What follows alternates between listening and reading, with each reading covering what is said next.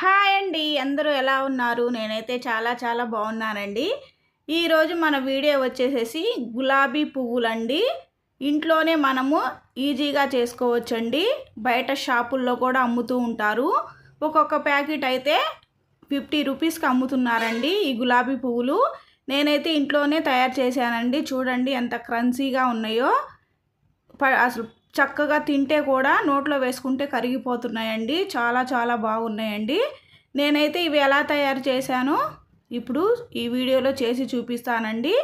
చూడండి, ముందుగా నేనైతే 1 కప్పు పంచదార తీసుకున్నానండి. అలాగే 4-5 యాలక్కాయలు కూడా వేసుకున్నాను. వేసుకొని మెత్తగా మిక్సీ పట్టేసుకుందామండి. మిక్సీ పట్టేసుకొని చూడండి ఈ విధంగా మెత్తగా మిక్సీ పట్టేసుకున్నాక పక్కన పెట్టేసుకుందాము. తర్వాత ఒక బౌల్ తీసుకొని బౌల్లో 2 కోడిగుడ్లను అయితే వేసుకుందామండి. మీరు కోడిగుడ్లు వేసుకోవాలనుకుంటే వేసుకోండి, లేకపోతే స్కిప్ చేసేయచ్చండి. తర్వాత కొద్దిగా సాల్ట్ వేసుకుందాము. తర్వాత చూడండి చక్కగా ఇలా గిలక్ కొట్టుకుందామండి.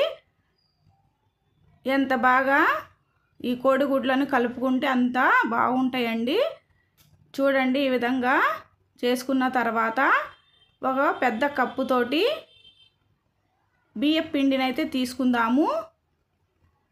అదే కప్పుతో మైదా కూడా వేసుకుందామండి.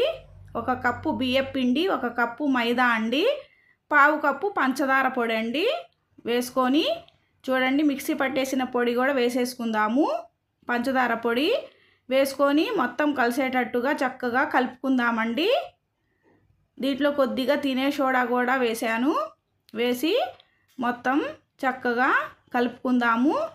కొద్దిగా నీళ్లు పోసుకుంటూ ఇలా కలుపుకుందామండి. చూడండి ఈ విధంగా కలుపుకుందాము. ఇవైతే చాలా బాగుంటాయండి.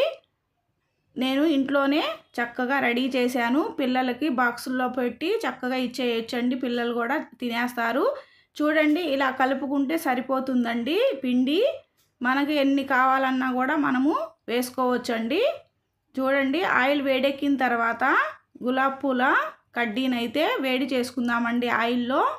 ఇలా వేడి చేసుకున్న తర్వాత ఈ పిండిలో ఇలా ముంచి పువ్వునైతే వేసేసుకుందామండి. గులాబీ పువ్వుని చూడండి ఈ విధంగా వేసుకోవాలండి.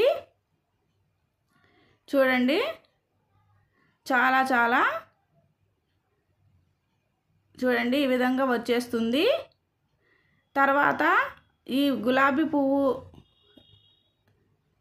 ఇలా 2 పక్కల గోల్డెన్ కలర్ వచ్చేంత వరకు ఫ్రై చేసుకొని ఇలా తీసేసుకుంటే సరిపోతుందండి. చూడండి ఎంత చక్కగా వచ్చిందో. తర్వాత అదే విధంగా అన్నీ ఇలా పిండిలో ముంచుకొని ఇలా వేసుకుందామండి. ఈ గులాబీ పువ్వు కడ్డీ బాగా వేడెక్కితే ఇలా ఊడొచ్చేస్తుందండి. చూడండి ఇలాగా వచ్చేస్తుంది. తర్వాత మళ్ళీ ఈ వేడి చేసుకొని అలాగే వేసేసుకుందాము. ఈ కడ్డీని ఇలా వేడి చేసుకుంటే ఇలా ఊడొచ్చేస్తూ ఉంటుందండి పువ్వు. చాలా చక్కగా వస్తుంది.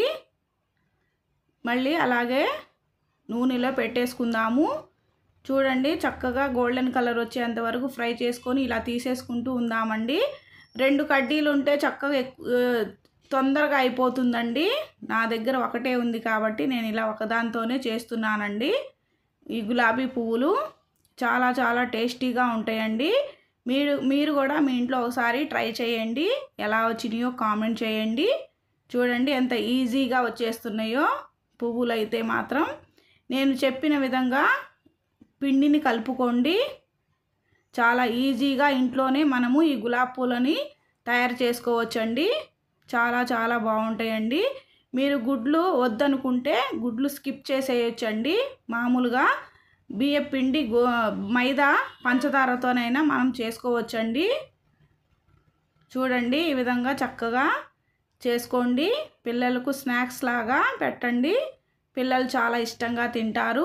సర్వింగ్ ప్లేట్లోకి అయితే తీసేసుకుందామండి. చూడండి ఎంత బాగున్నాయో. క్రంచీగా నోట్లో వేసుకుంటే కరిగిపోతాయండి. మనమైతే ఇలా బాక్స్లో పెట్టి స్టోరేజ్ చేసుకోవచ్చండి. 2-3 వారాల వరకు అలాగే క్రంచీగా ఉంటాయండి. చూడండి, నేను మిగిలిన కొద్దిగా పిండి ఉంటే ఇలా వేసానండి, బూరెల్లాగా చాలా చాలా టేస్టీగా ఉన్నాయండి. చూడండి, మీరు కూడా ట్రై చేయండి. ఎలా వచ్చినాయో కామెంట్ చేయండి. ఈ వీడియో కనుక నచ్చినట్లయితే లైక్ చేయండి, షేర్ చేయండి, కామెంట్ చేయండి, హైప్ చేయండి ప్లీజ్.